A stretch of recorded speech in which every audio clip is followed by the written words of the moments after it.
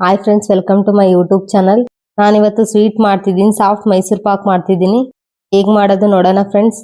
ಒಂದು ಬಟ್ಲು ಕಡಲೆ ಹಿಟ್ಟು ಹಾಕ್ತಿದ್ದೀನಿ, ಬಟ್ಲು ತುಪ್ಪ ಹಾಕ್ತಿದ್ದೀನಿ, ಅರ್ಧ ಬಟ್ಲು ಎಣ್ಣೆ ಹಾಕ್ತಿದ್ದೀನಿ. ತುಪ್ಪ ಎಣ್ಣೆ ಹಾಕಿ ಚೆನ್ನಾಗಿ ಮಿಕ್ಸ್ ಮಾಡಬೇಕು. ಈ ಥರ ಇದರಲ್ಲಿ ಅಂಟಿಲ್ದೆ ಮಿಕ್ಸ್ ಮಾಡ್ತಿರ್ಬೇಕು. ಒಂದು 10 ಮಿನಿಟ್ಸ್ ನೋಡಿ ಫ್ರೆಂಡ್ಸ್. ಮಿಕ್ಸ್ ಮಾಡಿದೆ, ಇವಾಗ ಈ ಥರ ಇರಬೇಕು.